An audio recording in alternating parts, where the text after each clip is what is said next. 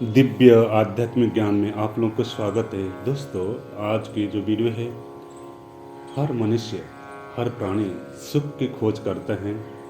संसार में सबसे बड़ा सुख प्राणी मनुष्य कौन है, इस विषय में एक छोटा सा आपको मैं कहानी सुनाता हूँ। ये कहानी आपके जीवन में एक ऐसा शिक्षा देगा जिस प्रकार आप संसार में सुख खोज करते हो, सोचते हो कि ये भी सुख है, ये भी सुख है, उस विषय में ये कहानी आप सुनने के बाद आपको लगेगा संसार में सबसे बड़ा सुखी कौन है और सुख की खोज कैसे किया जाता है। तो दोस्तों, एक देश का राजा था, उसका नाम था सत्यव्रत। उसके एक पुत्र था। उस पुत्र ने युवक था, बलिष्ठ था, सुंदर था। तो राजा ने सोचा कि मैं इसको राजगादी पर बैठा करके मैं जंगल में जाकर तपस्या करूँगा।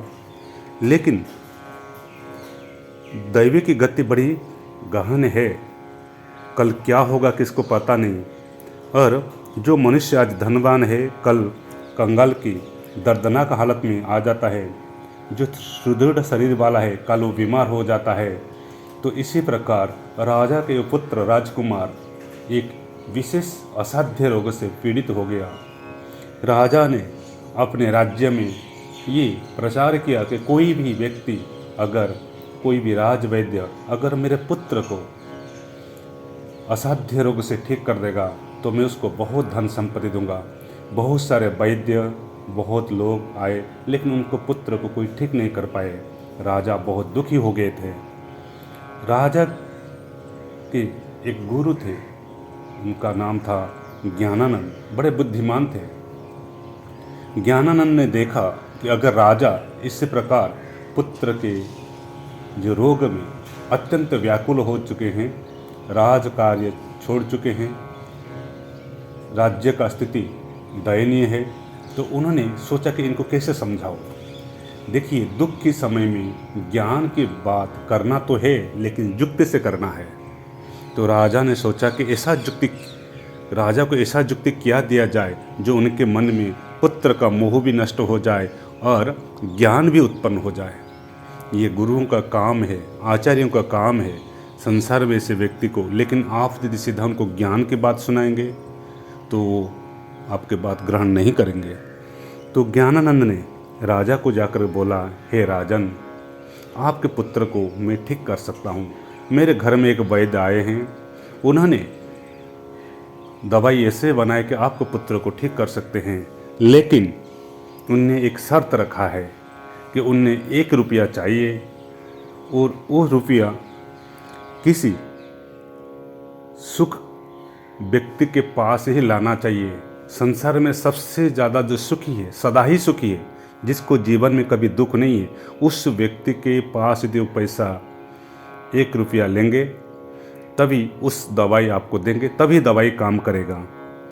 तो इस प्रकार सुन करके राजा खुशी हो गए। राजा ने सोचा कि संसार में बहुत सारे लोग हैं, तो उन्होंने जा कर के देखा कि कौन सा ऐसा व्यक्ति है जो संसार में सदा सुखी है, और उनसे मैं 1 रुपया लाऊंगा और वैद्य से दवाई लेकर के मेरे पुत्र को ठीक करूंगा।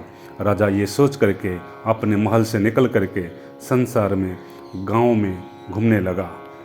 राजा ने सुख का खोज में ऐसा कौन सा व्यक्ति जो सदा सुखी है, पहले अपने नगर के सेठ धनीराम के पास गया। धनीराम ने देखा कि राजा आए हैं, तो उन्होंने अपने आसन पर उठ करके राजा को प्रणाम किया, प्रार्थना किया किस लिए आए हैं। राजा ने सारे वृतांत बता दिया कि मेरा पुत्र ऐसा ही है, बीमार है, और मेरे को 1 पैसा चाहिए, 1 रुपया चाहिए, जो उस ऐसा व्यक्ति जो संसार में सुखी हो। और मैं देखता हूँ आपके घर में धन धान्य है, सब कुछ है, आप सुखी जैसे लगते हो।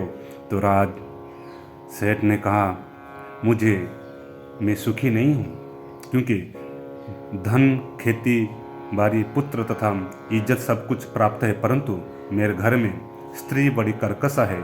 दिन भर काम करके घर में आने पर भी वो निरंतर कुवचन द्वारा मुझको कटुवाक्य बोलता है, इससे मैं दुखी होता हूँ।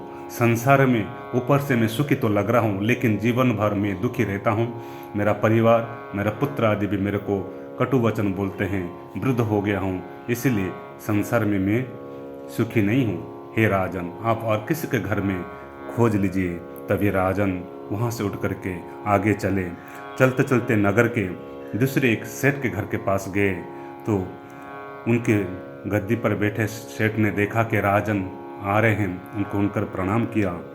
तो सेठ जी ने जो प्रणाम किया तो पूछे, क्यों आए हो? राजन ने बोला, मैं इस काम के लिए आया हूँ, मेरा यही उद्देश्य है, मेरे को एक पैसा चाहिए, वो भी किसी सुखी व्यक्ति के।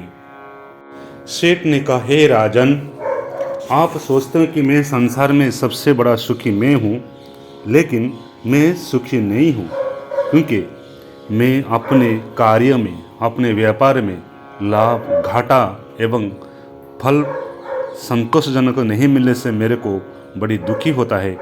हे राजन, आपकी दृष्टि से मैं पूर्ण सुखी नहीं हूँ, क्योंकि आपको लगता है कि मेरे पास धन है, मेरे पास सब कुछ है, लेकिन पुत्र, धन, स्त्री होने पर भी मेरे को सुख नहीं प्राप्त होता है। मेरा मन मेरे पुत्र आदि को लेकर के, मेरे व्यवसाय को लेकर के मैं सदा ही चिंतन करता रहता हूँ।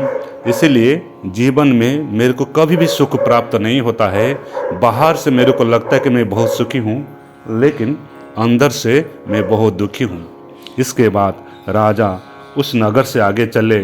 जा करके वो अपने नगर के जो दीवाने के घर पर आए, जो दीवान जो उनके मंत्र से रहते थे। तो राजा ने उनके पास आ करके समस्त जो वृतांत है वो सुना दिए। तो राजा ने सब वृतांत कह करके उनको एक पैसा मांगा। राजा की बात सुन करके दीवान जी ने कहा, हे राजन, आपने मुझे सुखी कैसे मान लिया? क्योंकि दीपक तले अंधेरा होता है, यही कहावत आपने हुआ। मेरे सारे पुत्र मूर्ख है।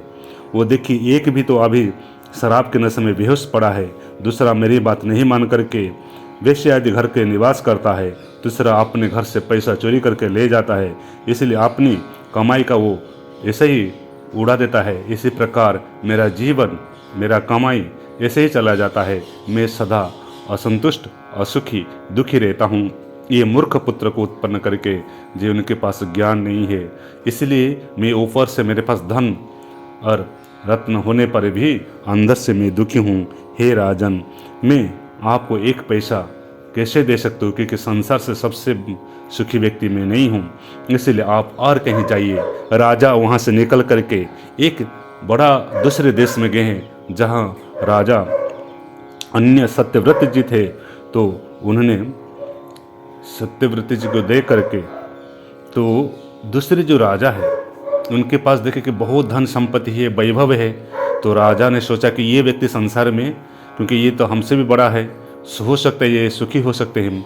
तो राजा ने पूछा कि आप तो हमसे भी बड़ा देश के राजा है, आपके धन है, सब कुछ है, सुख लगते हो, तो आपको मेरा एक काम करना है। मैं आपसे एक पैसा चाहता हूँ, उस एक पैसा को लेकर के मैं अगर वैद्यराज को दूंगा, उससे जो दवाई बनेगा मेरे पुत्र को शरीर स्वस्थ हो जाएगा। इस प्रकार जब कहते हैं, राजा ने बोला, हे राजन, ये कैसे आपने जाना कि मैं सुखी हूँ? क्योंकि सुखी तो मैं कभी नहीं हूँ। मेरे को हर बार शत्रु का चिंतन होता है, मेरा धन संपत्ति का चिंतन होता है। मैं निरंतर चिंता की अग्नि में जलता हूँ, लेकिन बाहर से मैं नहीं जान, लोग सोचते कि मैं सुखी हूँ, राजा हूँ, बड़े पदवी है, लेकिन अंदर से मैं बहुत दुखी हूँ।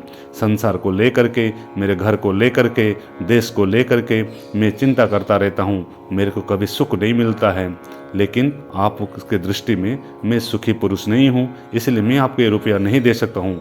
इसलिए आप अन्य किसी को खोज लीजिए। राजा ने घर घर, द्वार द्वार, हर एक व्यक्ति को खोजा। जो व्यक्ति संसार में सुखी है उसी से एक पैसा चाहिए, लेकिन राजा को पूरा नगर भ्रमण कर लिया, उनको एक भी ऐसा कोई व्यक्ति नहीं मिला जो सुखी है। तो राजा के मन में दुख और विषाद छाया रहा। राजा ने आकर के अपने राजगुरु को प्रणाम करके बोले, मैं संसार में ऐसा कोई व्यक्ति नहीं मिला जो सुखी हो और उसका एक पैसे से मेरे पुत्र की रक्षा हो, इसलिए आप कुछ अन्य उपाय करिए। वैद्यराज ने बोला, हे राजन, इस नगर में कोई भी सुखी नहीं है। यह आपको ज्ञान जो हुआ, वस्तुतः न मेरे पास कोई ऐसा वैद्य है, ना कोई दवाई है, लेकिन आपके अज्ञान को निवारण करने के लिए मैं ये जो नाटक किया था। क्यों? आप उस समय ज्ञान को उपदेश करते तो आप उस ज्ञान का ग्रहण नहीं करते, लेकिन जब ये आपका इस दृष्टांत के द्वारा ये आपको मैं समझाया, आपको ये ज्ञान हुआ संसार में कोई सुखी नहीं है, और आप ये पुत्र आदि धन दौलत आदि को सुख मान करके ये जो परमात्मा ने दिया है उसका समय के अनुसार उसका नाश हो जाता है। आप उसी दुख हो गए थे और व्याकुल हो गए थे, संसार के सारे कार्य छोड़ करके आप जा कर के जे विषादग्रस्त हो गए थे, आतुर हो गए थे। उसको समझाने के लिए, आपको मन में ज्ञान रूपी दीपक जलाने के लिए मैं ये जो नाटक किया था। इसलिए अभी आपको ज्ञान हो गया होगा कि संसार में साधारण से लेकर भी बड़े बड़े चक्रवर्ती सम्राट के पास कोई सुखी नहीं है। बस तो ऊपर वो सुखी लगते हैं, घर द्वार संसार परिवार, लेकिन अंदर से जैसे लकड़ी के अंदर आग होता है, वो लकड़ी को जलाते रहता है, इसी प्रकार वो अंदर से जलते रहते हैं। हे राजन, सुख दुख केवल हमारा मन ही कारण है। इसलिए हे राजन, सुख दुख ईश्वर प्रदत्त है, हमारा प्रारब्ध कर्म से आता है। वस्तुतः जीवन में सुख और दुख कर्म के अनुसार आता है। इसीलिए जीव को इसको लेकर के मनुष्य उसको लेकर के दुख नहीं करना चाहिए। अनित्यम सुखम लोकम इमं प्राप्स्य भजस्व माम, भगवान गीता में कहते हैं ये संसार में जितने भी सुख है अनित्य है, और जितने भी लोक है अनित्य है। इसको प्राप्त होकर के कोई लोग सुखी नहीं हो सकते, और इसको प्राप्त होने पर और ये विचार करे कि अनित्य है और मेरा भजन करे, मेरा चिंतन करे। क्योंकि जो आत्मरूपी जो अमृत है, यदि उसका आपको ज्ञान हो गया, आत्मरूपी जो अविनाशी है उसमें जब आपको आनंद प्राप्त हो गया, तो आपको सच्चा आनंद वहीं से प्राप्त होगा। हे राजन, ये संसार में सब आपके कर्म से आते हैं, कर्म से जाते हैं, और यदि पुत्र स्त्री धन ये सब कर्म से प्राप्त होता है, और कर्म से ये अपने अपने कर्म से फल दे करके चले जाते हैं। तो हम इसको सोचते हैं कि हमारे जीवन में ये रहे और जीवन पर्यंत हमको सुख दे, ऐसा नहीं होता है, क्योंकि सबका कर्म अलग अलग होता है। यही मनुष्य के अज्ञान है, यही मनुष्य के अविद्या है।